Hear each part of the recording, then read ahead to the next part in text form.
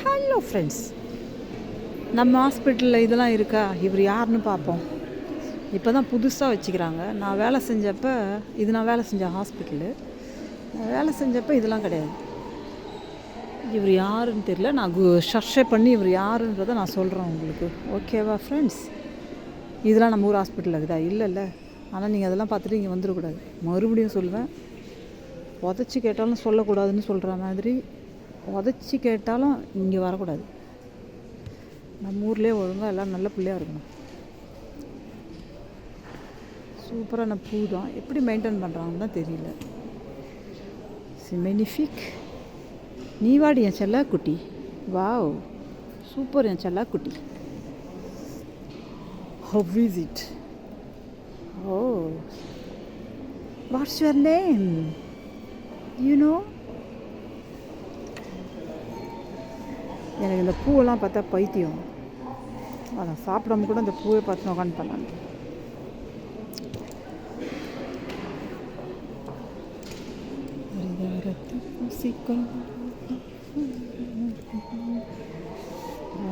இவரு தான் நம்ம வீட்டில் இருக்கிறாரு.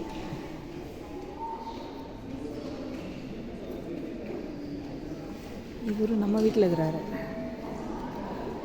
அது அவர் வந்த பிறகு நான் உங்களுக்கு காட்டுறேன். 7 வருஷத்துக்கு அப்புறம் என் வீட்டில் இனிமேல் தான் இந்த பூ பூக்க போகிறாரு. எந்த பூன்னு சொன்னீங்கன்னா இவர் பூக்க போகிறாரு 7 வருஷம் கழிச்சு. நான் ஆக்சிடெண்ட் ஆகிறதுக்கு முன்னாடி அந்த பூ வந்துச்சு. அதுக்கு பிறகு இல்லை. இட் மனுஷால பார்க்க மாட்டீங்க, தொட்டி வாங்கி வைப்பீங்களாடா? மனுஷாங்களுக்கு சோத்தை காணோம், வைத்தியத்தை காணோம்.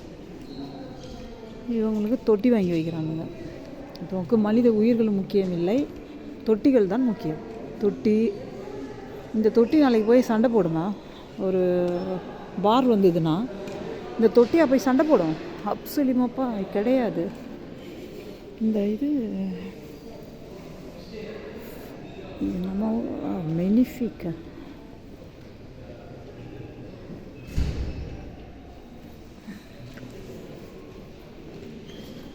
இந்த தொட்டியை நாளைக்கு சண்டை போடும்? நிச்சயமாக இல்லை.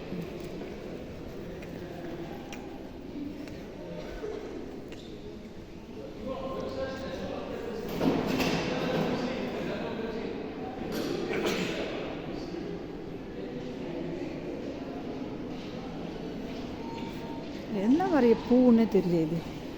நீ வா கிட்ட வா. இன்னும் என் ஷூ அழுக்காயிடும், நான் வரமாட்டேன்.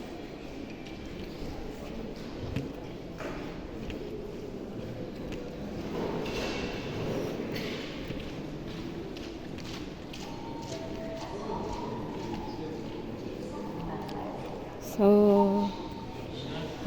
நாளைக்கு ஒரு சண்டை வந்தா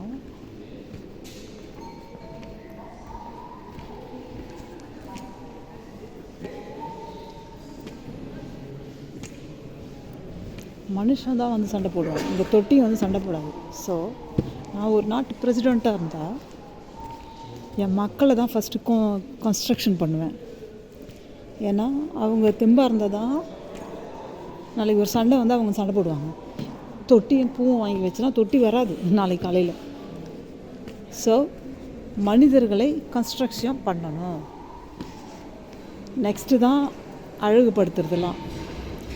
நம்ம நாட்டு மக்கள் வந்து நல்லா ஒரு மென்டாலிட்டி ஃபோர்த்தாக வளாங்க. அது 3 மாடி. ஓகே,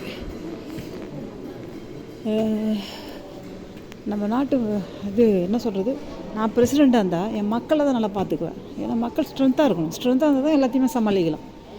மக்கள் ஸ்ட்ரென்த்தாக இருந்தால் எல்லாமே நல்லா சூப்பராக வரும். ஸோ